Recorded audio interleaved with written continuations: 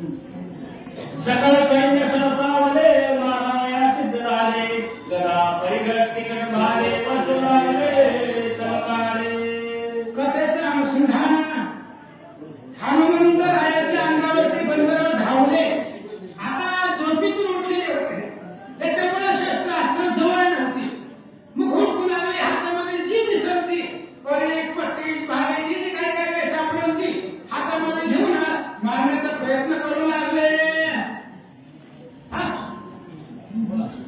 चौकाशी धावती सैरा होत गंधर्व आर्द्रा आकडा भया वांगडा कैती धरा पुरुषार्थ आणि विचार केला त्यांनी चारी बाजूला गंधर्व आले ह्याला जाऊ द्यायचं नाही म्हणले म्हणून चारी बाजूला पूर्व पश्चिम दक्षिण उत्तर चारी बाजूला गंधर्व आले हनुमंतरायाला घेऊन गेला आणि मग मध्यभागी ज्यावेळेस हनुमंताला पकडलं काय करतात गंधर्व मिलले तो सहस्र एक रायक कपिंद्र क्रोधा चढला दुर्धर करून सहार राजरीला हनुमंताने विचार केला 14,000 गंधर्व आहेत आणि एकाला एक कपिंद्र एक हनुमान आहे मग विचार केला आता ह्यांना मारायला जर एकाला मारायचं म्हणून तर सगळं हिंदच म्हणून 14,000 मारायची होती कसं मारतात रुपये वाजला दारुण रोमे धरकती संपूर्ण भयानक दिसे चिन्ह कपिंद्र दान कवळला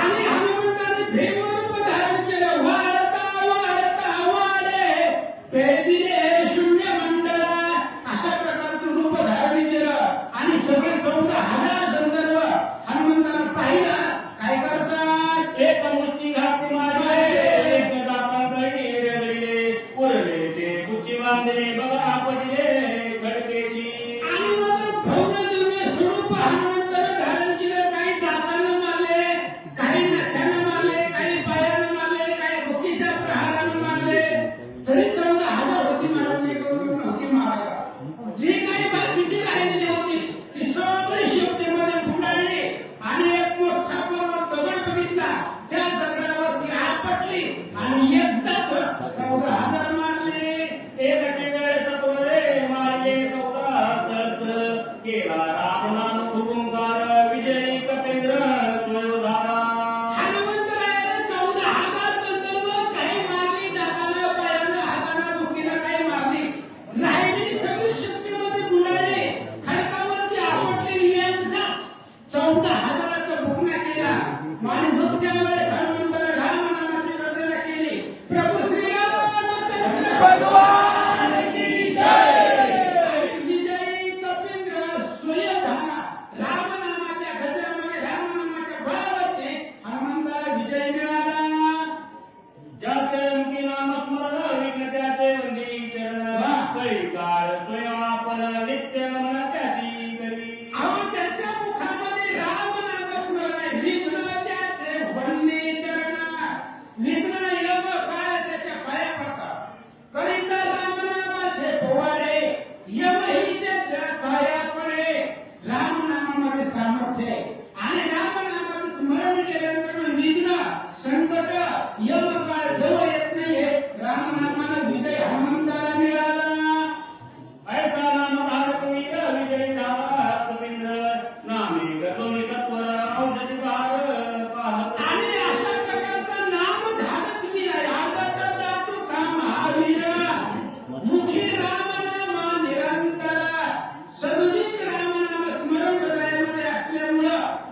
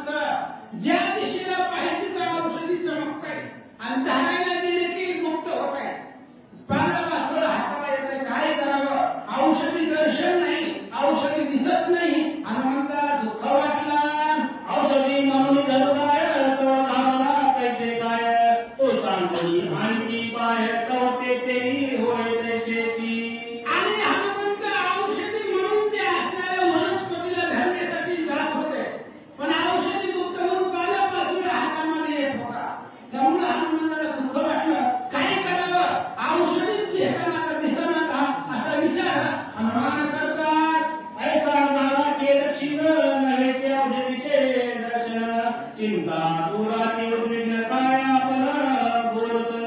आणि मग हनुमान विचार करू लागले काय करावं. दुःख वाटलं, एवढं लांबून आलोय, 3 लाख 10 शते 10 योजने अधिक तेथे एका जाता तुम्ही गुणिते पंत निश्चित आहे. क्रमावर एक डॉक्टरांनी सांगितलेलं अंतर आहे आणि एवढं अंतर कापून आलोय. आता जर औषधी दिसल्याच नाही तर काय करावं विचार हनुमान करतात. आधी तुका पुरुषार्थ केला तितका आवडा वाया गेला. कपटी राक्षस भेटला तोही मारला वायाची. हनुमंताला थोडंसं दुःख वाटले, विचार करू लागले आजपर्यंत जेवढा पुरुषार्थ केला आतापर्यंत सगळं वाया गेला. ती भक्ती कारणे मी महाराजाच्या वेशामध्ये बसवायला आले होतं, त्याला मी उगच मारला. फायदाच नाही ना, उपयोगच नाही. आतापर्यंत केलेला पुरुषार्थ पराक्रम आज सगळा व्यर्थ गेला. हनुमान बोलतात दुष्ट मनाने केली ते अंगीक वाया गेली. औषधी गुरुजी दिली शक्ती झाली तेही वृथा. हनुमान विचार करतात मला दुष्कर कामं केली काय, सुखसुखी कामं होती का हनुमंताची. ब्रह्मादी कामं करावी आईशी करणी केली मारुती. अहो ब्रह्मदेवाला जरी सांगितलं तरी जमणार नव्हती अशी काम हनुमंताने केली आणि आज ती सगळी वाया गेली का.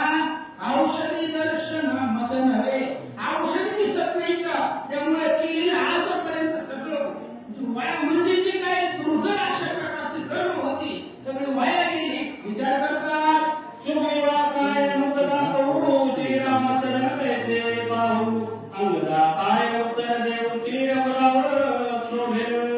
आणि हनुमान विचार करतायत आता जर मी इथून माघारी गेलो तर सुग्रीव राजा आहे त्याला काय बोलू दाखवू, अंगदी राजा आहे त्याला काय उत्तर देऊ.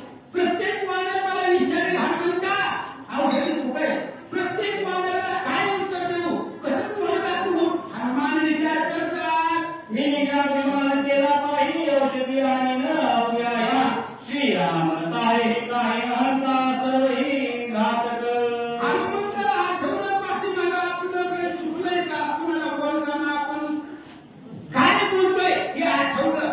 मग दुसऱ्या अध्यायामध्ये काय म्हणले होते हनुमान, मदसारिका दूत सता स्वामी सर्वरी कोण चिंता दिव्य औषधी समर्था क्षणार्धता आलीन.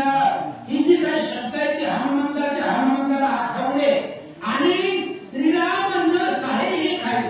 ही जी काही अभिमानाचं बोलणं आहे ते रामचंद्राला सहन झालं नाही म्हणून औषधी दिसल्या नाही. अहंता कर्मसिद्धी रवचे अहंता सुखन घडे सर्वीचे. अहंता स्वार पावे वेदांचे अहंता साच घातक. हनुमंत विचार करू लागले अहंता सत्य घातक आहे. अहंताने कुठल्याही कर्म सिद्धीला जात नाही. अहंताने केलेले सगळं जी काही कामाची वाया जातं. कुठलेही काम करा जर त्याचा अभिमान धरला तर ती फोलकर जातं, वाया जातं. म्हणून अहंता त्रिशुद्धी घातक आहे, शरीरासाठी निंदनीय आहे असा विचार हनुमान करतात. अहंता नसावे स्वामंगाय अहंतेने साधन होय. अहंता येणार आहे नित्य होय होत अहंता. अहंतेमुळे जगामध्ये निंदनीय होते. अहंतेमुळे स्वामीचं कार्य साधत नाही. अहंतेमुळे कुठल्याही काम सिद्धीला जात नाही. अशा प्रकारची घातक अहंता आहे. हनुमान विचार करतात अहंता नव्हे चित्तशुद्धी अहंता नव्हे साधनशुद्धी. अहंता नव्हे सत्वशुद्धी अहंता कीर्ती घातक. हा अहंतेमुळे अभिमानामुळे गर्वामुळे कुठल्याही प्रकारचे साधन साध्य होत नाही.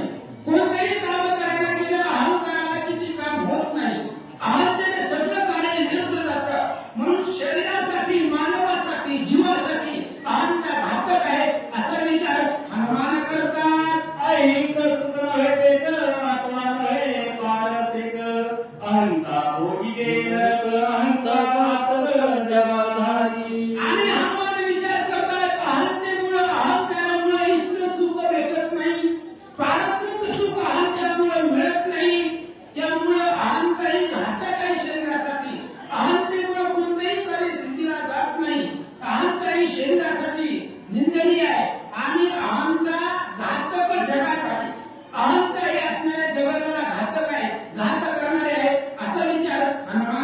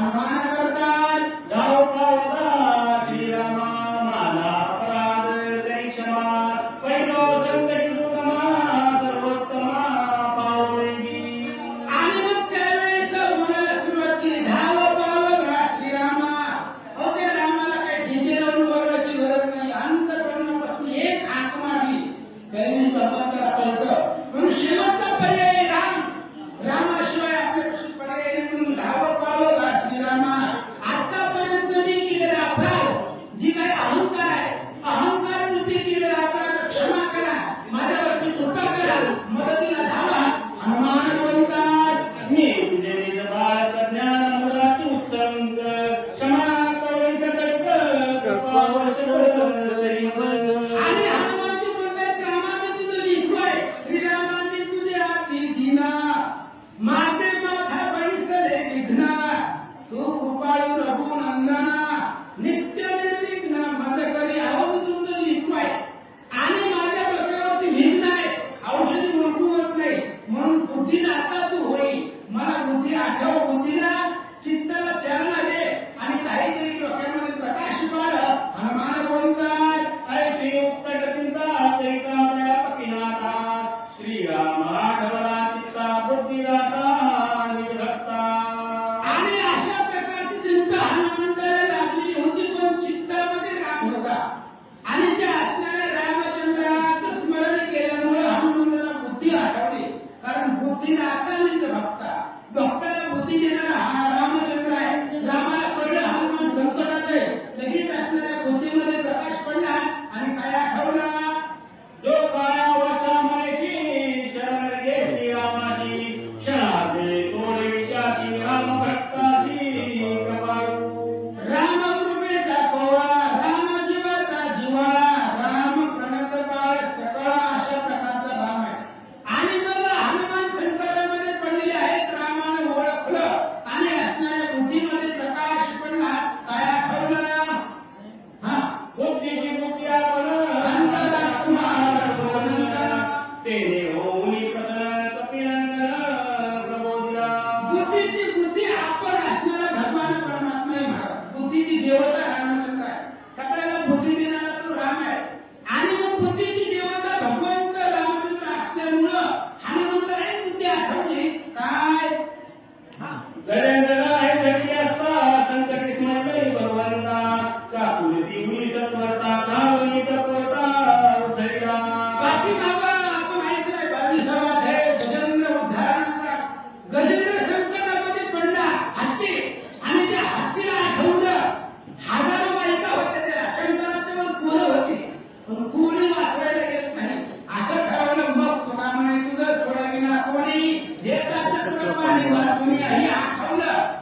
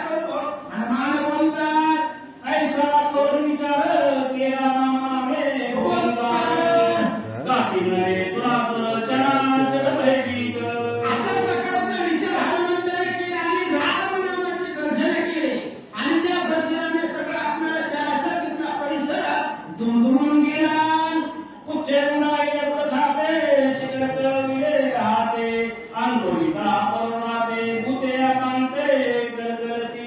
आणि मग शेपटी होती ती असणारी शेपटी त्या पर्वताच्या डोंगराला गुंडाळली, शिखराला हात धरला आणि मग असणारा पर्वत ज्यावेळेस हनुमंताने गळाला हलवला त्यावेळेस तिथे असणारे सगळे पक्षी सृष्टी जे काय आहेत ते सगळे घाबरू लागले. सर्वनिया रामस्मरण वेगी उपैता गिरिजोन गणांगे केवळ शेषफळ कर्तरा. राम नाम स्मरण हनुमंतरायाने केलं आणि द्रोणागिरी पर्वत मुळापासून उपटल्याबरोबर शेष पर्वत तळाला. ही पृथ्वी शेषाच्या डोक्यावरती आहे. पर्वत उपटल्यामुळं शेषाच्या असणाऱ्या खाण्याला मार बसला असं सांगतात. धनांगे पाताळ हरभरले लोकपाळ वलदेव दाखल केला कल्लोळ सकळी. पाताळ धनांजय महापाताळ विकळ सुकळ महाकाळ सगळ पाताळ अशा प्रकारचे सप्त पाताळ धनांजय गेले. सगळे असणारे जे काही वनचर घाबरले गेले, सुर असुर घाबरले गेले.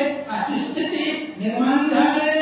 बेले पाणी वलचे ती लिंगणी गिरिगंधळे ससे बैस तरसतळे चौकर चौकर. आणि त्या पर्वतावरती जे काही असणारे पक्षी होते, वनचर होते, त्या पर्वतावरून उडून दुसऱ्या असणाऱ्या गिरी जंगलामध्ये जाऊन लपून बसले. पण तिथं असणारे म्हैसे, ससे, तरसतळे, हत्ती असणारे जी काही पर्वताची वनचर होती, प्राणी होते, ती प्राणी घाबरले.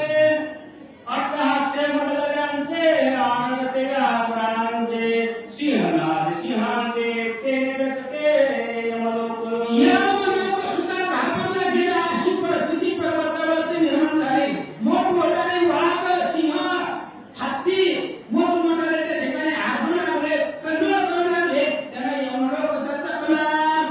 आंदोलनात मोवली भूते आकांतली सकळी त्याही रात्री तरी धरली सवारी कपिशी. आणि मग सगळे असणारे तिथली जीवसृष्टी वनचर असतील, पुन्हा असणारे तिथल्या पर्वतावरती राहणारे प्राणी असतील, ती सगळी भूतं अतिशय काकुळतीने हनुमंताला शरण आले, पाया पडू लागले. दिशा रांगिल्या पक्षी कुणीश परिवारे पाताळी दिग्गजा पैसे काळी दात केळी कृतांता. आणि जे काही पक्षी होते ते असणाऱ्या पर्वतावरचे ते पक्षी कशा दिशेला पळून गेले. सर्प होते ती पाताळामध्ये निघून गेले. दिग्गज आहेत ते असणारे अष्टमहादिग्गज त्यांच्या कांठाळ्यात बसले. एवढा नाद निर्माण झाला. दश योजने विस्तार पंच योजने उंची थोर ऐसा पर्वत सविस्तर कपिले सत्वर उंचीला 10 योजने उंच आणि 5 योजने रुंद अशा प्रकारचा असणारा पर्वत हनुमंतानं तो असणारा पर्वत उपटला, हातावरती घेतला, निघाले. बया कोणी पाही पर्वत पडला दोही पाही गगनाव राही सहमाही हनुमात्र. कुठल्याही प्रकारचा सण माळ स्पंदा असलं काही हनुमंताला नव्हतं.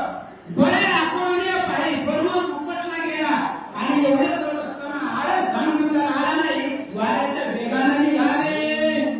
चक्रात जैवाचा